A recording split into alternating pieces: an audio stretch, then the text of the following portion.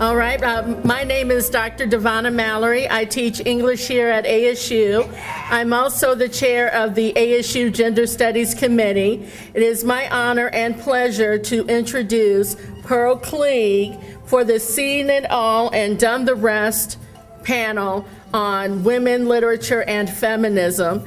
Pearl Cleage is an educator, a poet, a feminist, a playwright. She has done so many things, and it's such a pleasure to have her here with us today. So without any further ado, Pearl Cleage. I love the music, but I don't think I can sing. Can we do the music?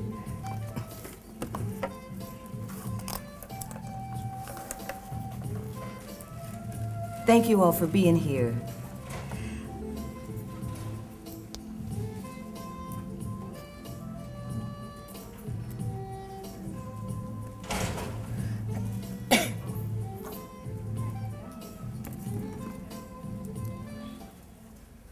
Good job. Good afternoon. Thank you so much for being here. What I want to do is to share a couple of written pieces with you, and then hope that we can have some conversation about some of these things. And sometimes there are moments when you want to write about how wonderful everything is, and very happy kinds of cheerful things. But I'm going to talk about some serious things today, so I hope that you can take this trip with me. As a writer, I see my primary job as seeking the truth, and when I find it, constructing a story or a poem or a play that conveys that truth to people who are searching for it desperately, constantly, even when they don't know it, sometimes especially when they don't know it. One of the things I continue to struggle to understand is violence. On the macro level, like when nations go to war, and on the micro level, like when our houses and families and partners become the battlefield.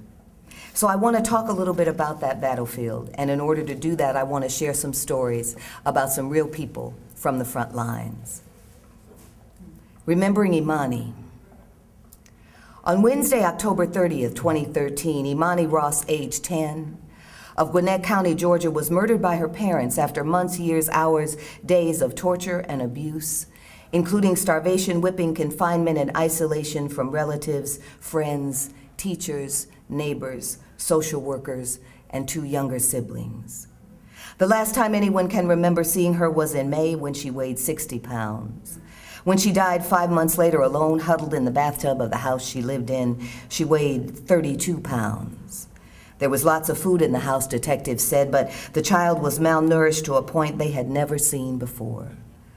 The day after she died, on Halloween night, her father, Imani Ross, and his wife, Tiffany Moss, attempted to torch their daughter's body, thinking she would burn down to nothing more than smoke and ash and memory. But it is hard to burn a body. It is hard to burn a human body, even when it only weighs 32 pounds. The photograph of Imani Moss that appeared on the front page of the Metro section of Atlanta's Saturday paper shows a little brown-eyed girl with a sweet open face and 2 ponytails, white barrettes at the top and pink ones at the bottom. She looks directly at a crooked little smile and nothing to make you stop and say to her gently, "You okay, baby? Everything okay at home? You okay, baby?" A neighbor downstairs recalled hearing agonized screaming one night coming from the Moss house. Other neighbors reported that the child had been beaten with a belt and that she appeared to be underfed and neglected, so they called the proper authorities to communicate their concern, but no investigation was pursued, according to Georgia's Child Protective Service Agency, because the family moved and didn't leave a forwarding address with their neighbors. So she was lost to the system that was supposed to save her, lost to those who tried to save her. There is also a picture of Tiffany Moss, 30, Imani's mother, and the mother of 2 younger children. At the time that her daughter died, Mrs. Moss was on probation for beating Imani with a belt in 2010 when she was only 8 years old. Imani's father told police his wife and his daughter had a rocky relationship. He also told them that his wife was worried about being sent to jail. She convinced him that hiding their daughter's death was the only way to keep the family together. All they had to do was get rid of that body. All they had to do was get rid of that body. When the burning failed, Mr. and Mrs. Moss put what was left of Imani's remains in a plastic bag and stuffed it into an aluminum trash can, hoping no one would notice the body of a little black girl with a crooked smile and big brown eyes, because nobody had so far, right? Because nobody had so far, right?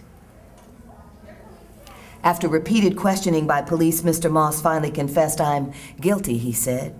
"I killed my baby. I killed my baby."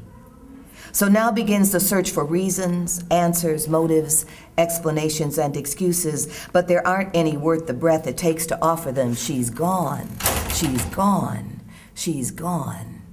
And the light that shines on her now is nothing but a big fat dose of too little, too late. But attention must be paid and decisions must be made, and we must speak her name out loud one last time, as if she was our own little brown-eyed baby girl, lost forever, burned down to nothing but smoke and ash and memory.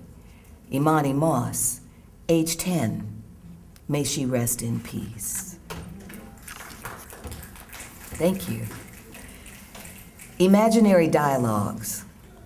In August of 2002, Allen Iverson, then the NBA's most valuable player, was accused of chasing his naked wife, Tawana, from their house at gunpoint in full view of their small son and daughter following a heated argument. Exactly what happened in the hours and days that followed that news bulletin can only be known to those who were there, and the stories differ wildly. But the picture that stayed in my mind was of Tawana Turner Iverson, standing on her front lawn with her husband at a party he threw a few days after the incident.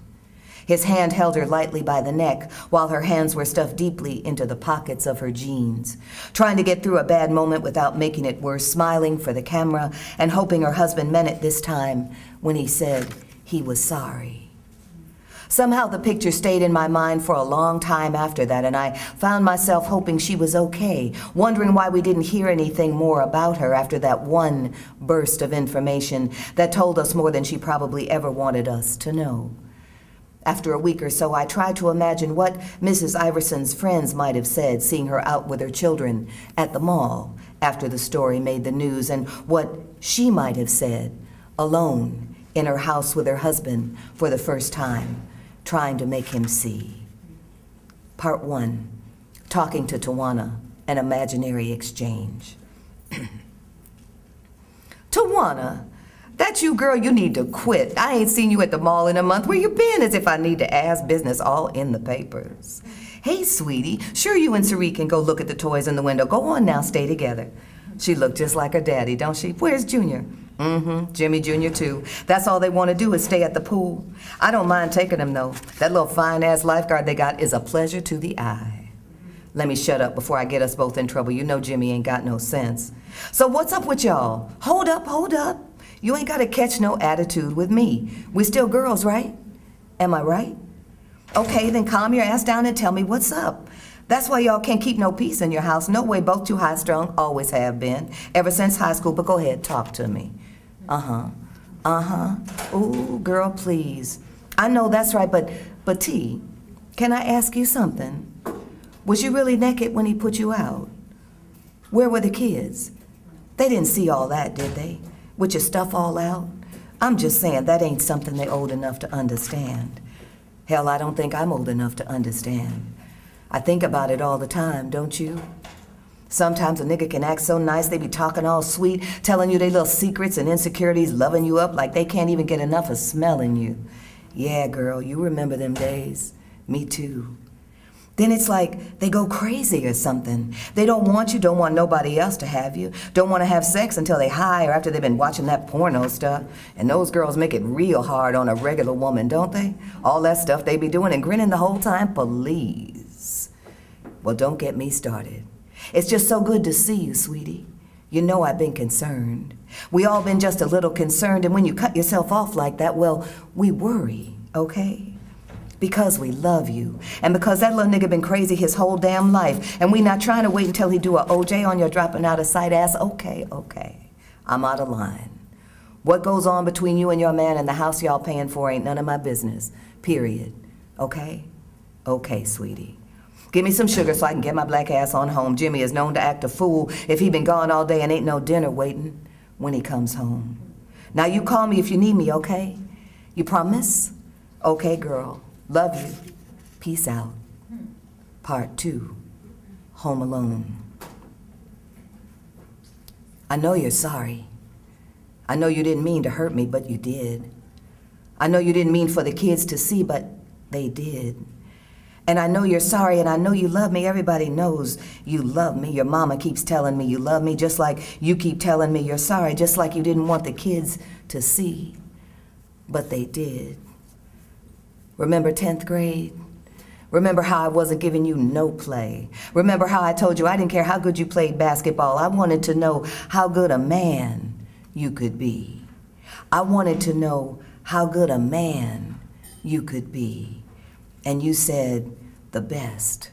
That's what you said. You said, baby, I'm going to be the best you ever had. You said, I'm going to be the best you ever saw. And I said, then show me. And you said you would. Just like you said you were sorry. Just like you didn't want the kids to see, but they did. Remember when your son was born? Remember how scared I was and how much it hurt and how nobody could calm me down but you. Nobody could put their hands on me but you. And I'd feel that love, that same love that put our son inside of me in the first place. And you said, don't be scared, baby, that's our son. That's our son coming. And you kissed my eyes and rubbed my back and told me not to be scared because you were there to help me do whatever had to be done. I think about that now, when your son asked me why you were hitting me like that. I want to say, don't think about that, baby. Forget what you saw. Your daddy loves you very much. This hasn't got anything to do with you. And he says, but why was daddy hitting you like that? And he says, did daddy have a gun? And he says, why did daddy take your clothes off? And you say you never meant for them to see me like that. But they did. But you say you love me, can't live without me. Can't let me live without you, and I know you mean it, all of it. So I go back. I meet you at the house we share, and your boys have finally gone home, and your mother has the kids at her house, and there's nobody here but us. And I know you're sorry, but there's nobody here but us. And I know you want to prove how sorry you are by making love to me, but there's nobody here but us. And what if I'm still scared? And what if I'm still mad? And what if I don't want to feel your arms around me? What if I don't want to feel you inside me? But now there's nobody here but us. And you're whispering a song of so sorry, baby. Never do it again, baby. You know I love you. You my rock, baby, baby, baby. You're singing that same old song in my ear. But there's nobody here but us. And 10th grade wasn't so long ago, just a few lifetimes is all, and you still my man, and I'm forever your girl until I'm not. Thank you. On the Road, one for Rihanna. I was on the road when I heard about Rihanna. Driving with my husband from Selma, Alabama to Los Angeles, California, by way of St. Louis, Missouri. This is not surprising. It was February. All black writers work in February. It's Black History Month after all, but after I heard the news, I wasn't thinking about being black. I was thinking about being female. I was thinking about being young and female and famous and sexy, so sexy, and beaten down like you wouldn't beat an animal and left lying on the street, on the edge of somebody's front lawn, screaming and bleeding and begging for your life, beat down like you wouldn't beat a dog, right there in the entertainment capital of the US of A. A place where at 21 she had already made a big, bold, beautiful mark, right there in the city of angels. I was thinking about Rihanna. In concert, she sang, I just can't let you go, and I hate that I love you so, and 40,000 people sang it with her. Little girls, grown women, little boys, bigger boys, grown men. She sang, you know exactly what to do, so I can't stay mad at you. But I can. Get mad and stay mad. Not that it's any of my business, except that it is, because I thought we had settled all this. I thought we had confessed and comforted and declared ourselves free women and free men, undeserving of abuse by the ones who say they love us, by the ones who say they love us. unprepared to introduce or tolerate violence of any kind within that circle of sweetness and trust and truth that is real love. But she sang, "No one in this world knows me like you know me."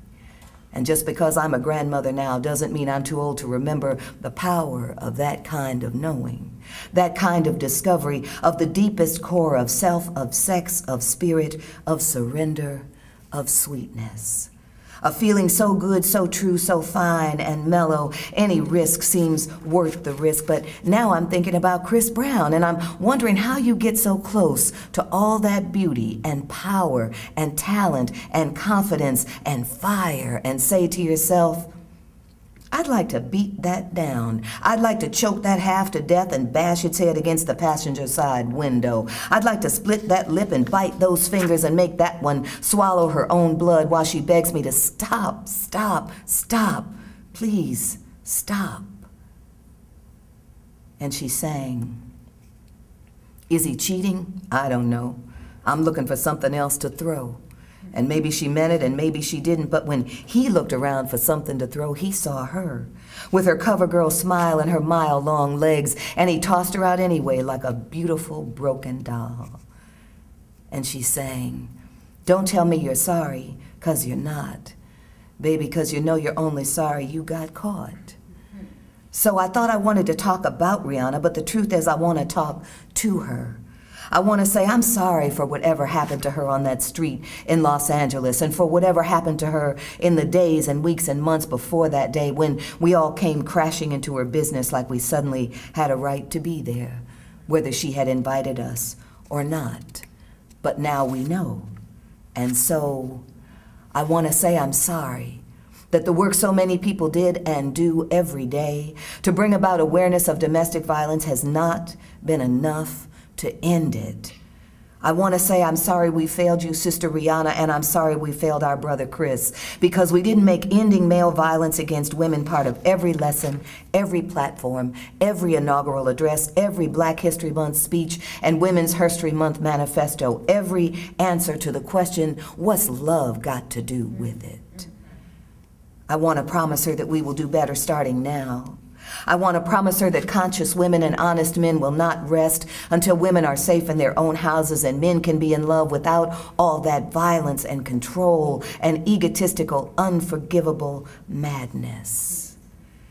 I want to promise her and all those other sisters and brothers whose names we do not know that I will speak out every chance I get starting now, and stopping only when we have agreed on a new definition of romance that doesn't include violence against the one you say you love. A new definition, signaling the arrival of a time when we can live in peace and strength and wholeness, a time we can hardly begin to imagine, but that is still the writer's job, to imagine. Imagine it is dinner time. Imagine we are sitting around a campfire. Imagine we are ancient, magical women who live in peace with all creatures so that just beyond our cooking circle, the lions that we keep around as allies more than pets are yawning and settling their massive heads on their massive paws while we confer and confess, conducting our business as ancient magical women often do, over steaming pots and sleeping children, a stone's throw from the mysterious male creatures with whom we share our blankets and our babies and our blood memories. Imagine our business includes culture and commerce and healthcare and technology and defense and diversions and endless discussions of what it means to fall in love and stay there. Imagine there is a full moon. Imagine there is peace and plenty and safety and spirit. Imagine what language we might speak then. Imagine the sound of our laughter. Thank you. Thank you. So that's what I've been thinking about. What have y'all been thinking about? And it's not a test.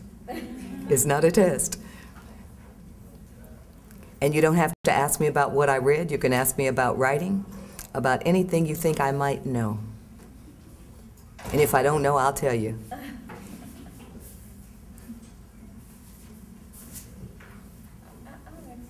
Yes. Uh-huh. Talk loud so they can hear you too. Excuse me. My question is, how do you think, as women, we can build stronger community connections among each other? A couple of times a week, I'll have a few people in my kitchen while I'm cooking. I do a lot of cooking from scratch. Did you all hear her question? Yes, she was asking about smaller gatherings leading to bigger changes within the ways that people relate to each other. I think you're absolutely right. I don't think you have to have 500 people to do something significant. I think that some of the best, most truthful conversations I've ever had with my women friends take place in the kitchen, which is why I'm sorry that so many of us don't cook anymore. You know, because you can't really have much of a conversation when it's like in the microwave, 10 seconds, it's done. You have to be making greens, you know, where it takes a while. You have to clean them, you got to chop them, you got to put them in the stove, you got to put whatever, if you don't use pork, you got to put whatever smoked turkey or whatever healthful stuff you put in your greens. But you have to really be working with the food. You have to touch the food, which is a very sensual, ancient thing to do. Everybody has to eat. And I think that there's something about that kitchen that also encourages people to speak from the heart to each other and to tell the truth. I know this is true in many settings that I've been in, and I'm sure it's true for some of you, which is someone will have a gathering at their house, a party, lay out everything in the living room, they've got all the special glasses, they've got all the special everything, and everybody migrates to the kitchen. So we're still in the same place we always are, in the kitchen, where that truth can be embraced, where we can tell the truth to each other. So I absolutely think you're right about that. I think any setting that encourages people to see what we have in common and encourages us to tell the truth is the setting where we should gather. There are so many places where we're encouraged to lie. And we always have a good reason. I have to do this for my job, I have to do this for my husband, I have to do this for my wife, I have to do this for my friend. And the question becomes less, should we be lying at all, and more, why am I lying at this particular moment? My feeling is you should never lie. Because once you start it, it's a slippery slope. Once you lie about one thing, you'll lie about something else. You'll lie about something else. And there's always a good reason to do it. When people lie, they think there is a good reason. But I think the thing that we are challenged by and challenged with is to find a way to tell the truth to each other, especially to the people that we say we love. You can't build love with someone when you're lying to them.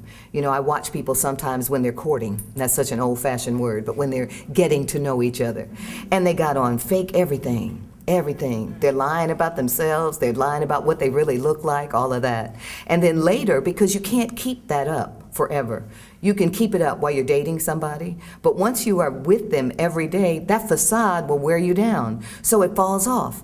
What you pretended to be like falls away. What you pretended to look like falls away. And the person that you pretended with looks at you like, who are you?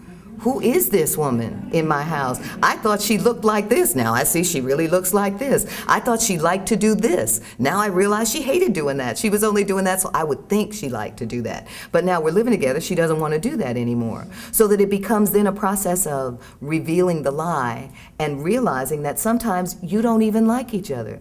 That lying person was somebody that this other person liked. But when it comes down to the truth of it, it may not be the person that you want to be with. And then people get mad because they feel tricked, they feel used. So that it's really, I think, an important step to get to where you say, love me or leave me alone. It's me. I'm always going to look like this. I'm never going to let my hair grow and get a weave. I'm never going to wear high heel shoes. I'm never going to do this or that. So if that's the kind of woman you want, then I'm your girl.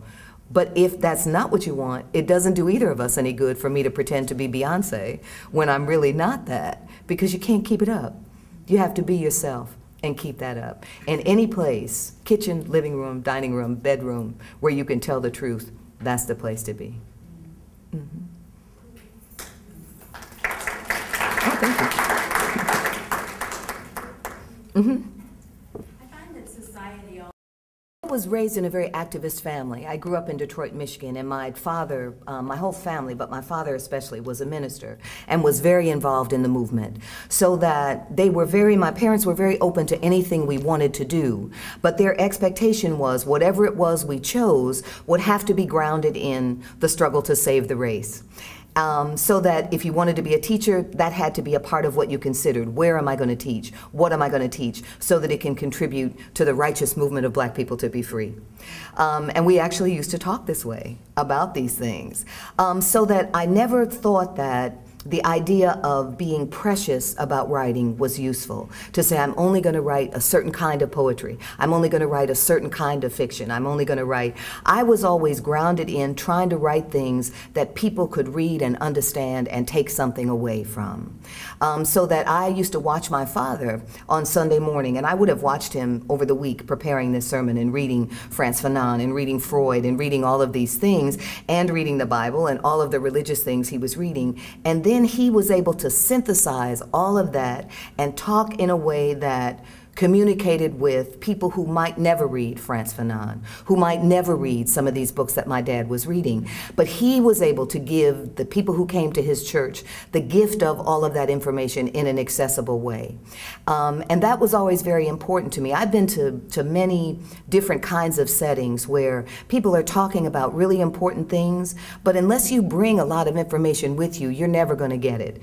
Unless you already know not only who August Wilson is, but all the critique of his work and who Lloyd Richards was and all of that, then you're going to be kind of lost. Rather than being able to say, I want the work to be able to communicate without interpretation, without a critic, without someone having to get a dictionary to read my work. I have great respect for Toni Morrison, but she makes me mad sometimes when I read her because I have to get the dictionary and say, okay, beautiful sentence, what did it mean? Me talking to myself. And myself says, I don't even know what those words are. Let me go look up the words so that I give the writer the respect of saying, this is the level she's writing, let me make sure I know what she's talking about before I say whether I like it or don't like it. And that's one kind of way of approaching the work that we do as writers. My approach is very different. I remember Tony K. Bambara always saying, I don't want to call myself an artist, I call myself a cultural worker, because that takes away that I'm an artist, I'm too precious for this world.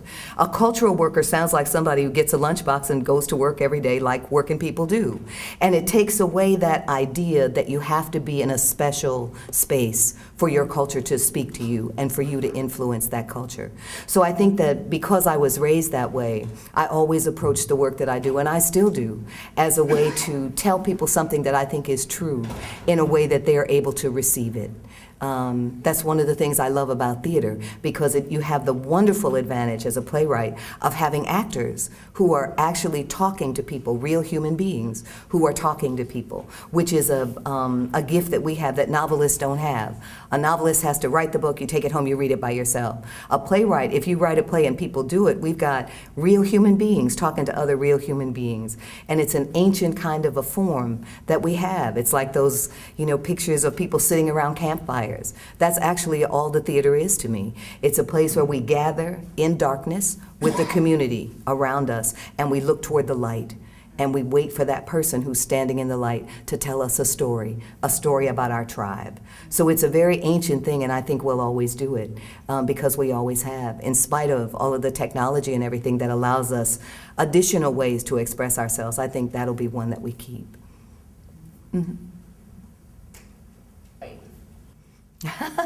I wish I knew. I think that we're still, as a country, and specifically as an African American community, I think that we are still struggling with what it means to be a feminist.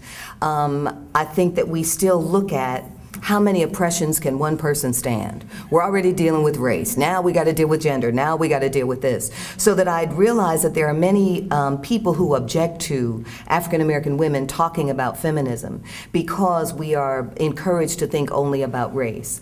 And there was a point where I used to think about that, and I used to say, I have several states. My primary state of emergency is race. My secondary state of emergency is gender. And of course, that was the line of the day. That was what we were encouraged to say. And one day I said to myself, that's kind of crazy.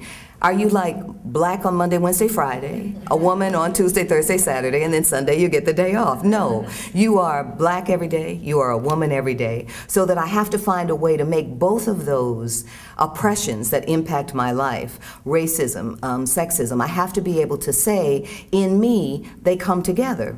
So that I'm not prepared to say, I'm not going to talk about this one, I'm only going to talk about this one.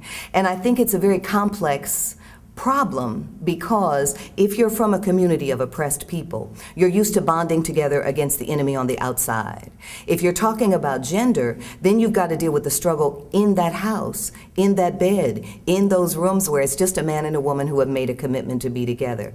And it's very difficult because oppressed people, men and women, are used to thinking of themselves as victimized by oppression. Then when we begin to talk to our brothers about the fact that when it comes to sexism, they are the oppressors, it's very difficult to talk about that because it doesn't get separated from race, so that it's a continuing discussion that we have. And I tend not to think about what wave we're in, because I think we're still, except for those of us who have defined ourselves as feminists and actually look at these things and think about these things, most of the people that I come in contact with in my neighborhood, which is all black neighborhood on the southwest side of Atlanta, never talk about feminism. And if I said I was a feminist, they would be like, wow, you know, what does that even mean? And the reaction, unless I'm on the campus at Spelman, the reaction is almost always a negative reaction.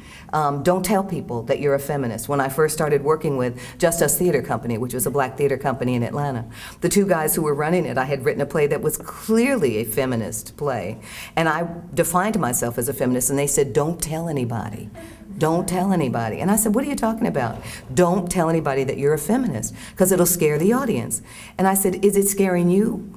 And they didn't say, no, it's not scaring us. They kind of hesitated, like, well, a little bit. You know, when you say it, we get a little nervous. So that we're still at the point where we're having to define terms and to talk about what does this mean, and why is it not men on one side, women on the other, but people who understand that sexism is wrong, fighting together against people who don't understand it yet. Because I think that's part of what we're up against, is people think that the struggle has to break down along gender lines, that all men have to be the enemy, all women have to be righteous. And it's like, that's not true. There's a lot of confused women. There's a lot of confused men. So that it really is a question, I think, of people who understand the problem of sexism, who understand it, coming together to work with, trying to help people who don't understand it, understand that we're all better if everybody gets a chance to be whatever they can be, whatever they want to be, without having to say, but you can't do that because you're a little girl. You know, you can't do that because you're a boy. It's like we can all do everything and then see how it goes. I love the fact that Alice Walker is the one that I knew who said womanist. And she made the distinction, you know, womanist is to this as feminist is to that and all that. And I love anything Alice does. So, you know, I was like, okay, I can do that. But what I missed was feminism is something that is all over the world. Women are struggling against sexism. In this country, there is a long tradition of women struggling against sexism. And there were always women of color involved in that. So that when we kind of give away that history, when we remove ourselves voluntarily from the history of the struggle for women's rights in this country, which sounds a little more comfortable to us than feminism sometimes. But when we remove ourselves from that struggle because we are saying, well, no, race makes everything different, so we're going to be womanists, we're not going to be a part of that history, I think we deny ourselves the strength of that history. And we also deny the women who are not African American women the understanding that there were black women and women of color in that struggle all the time. So then they begin to think it was their struggle and we weren't there, you know, and they begin to think, well, now maybe we can invite them in. And it becomes something that is very different than what the reality of the situation might have been. I don't know what wave it would have been, but one of those waves of feminism where we were all going to meetings incessantly. And it became a real problem because many of the white women who considered themselves to be feminists and were feminists had never dealt with race as a problem. So then all of a sudden there's there's 3 women of color. So there would be very bizarre reactions to our presence there. Like, first of all, there'd be the apology. I'm so sorry for every bad thing every white man in the world ever did. It's like, okay, now, can we talk about the daycare center? Okay, but I also want to apologize for every bad thing that every white woman ever did. Okay, good. Now can we talk about the daycare center? Now can we talk about what we all have in common? So there would be that kind of apology. Then there would be the other side of it where people would not want to acknowledge that race is an issue in this country, that class is an issue in this country. So then we were all supposed to pretend that we were all feminists together, so all of those issues are settled, when they're not. So that it became just exhausting as a feminist of color to go to those meetings and be expected to do the missionary work necessary to say, you need to know more about race, because you would then know that what you just said to me was horribly insulting. And then people would cry. I was famous in Atlanta for a while for making people cry, you know, and I wouldn't be trying to make them cry, I'd be telling them the truth. And then they would cry, which became a weapon, because when someone cries like that in a meeting, when people are trying to be sisters, then we all have to get off the issue. Remember, we're still trying to open a daycare center. We have to get off of that and comfort Judy, who's crying. So it's the same thing. You all saw Paula Deen recently. Remember Paula Deen, the cook who was doing all these things, was on TV. What did she do? Cry. She didn't explain where the charge came from. She didn't explain her relationship really with the woman who had said she was doing these things. She wept. And it changes the discussion from, do we believe the tears or not believe the tears? Should we comfort her? Are we being mean to her? Tears are not useful. It's like everybody has to come to the table with whatever they have. And if you haven't done the work about race, then you got to go home and do the work about race and come back. If you don't understand class as a question, you have to go home and do the work about class and then come back. Otherwise, the people of color spend all of their time explaining, and it's not necessary, and it's frustrating. And many of us removed ourselves from the American feminist movement for that reason, that you get tired of that. You know, okay, can we do something this week as opposed to crying and comforting each other? You know, can we do something? And many times the answer was no, because we're stuck right there. But I think the idea that we were there involved in that struggle is important to acknowledge. You know, that we were there and we are still there. And we're still having to deal with these same questions, but it's part of that struggle is what we brought to those discussions. Mm-hmm.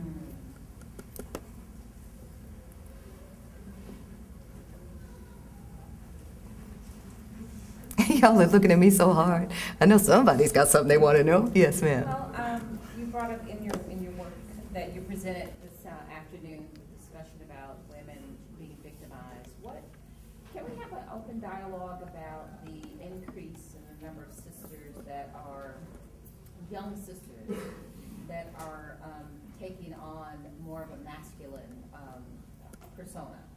So on our college campus, I think that there's been an increase in the number of girls who are more masculine or taking on that identity. Can we have just maybe a discussion about that? When you say masculine, what do you mean? Well, I don't know what I mean.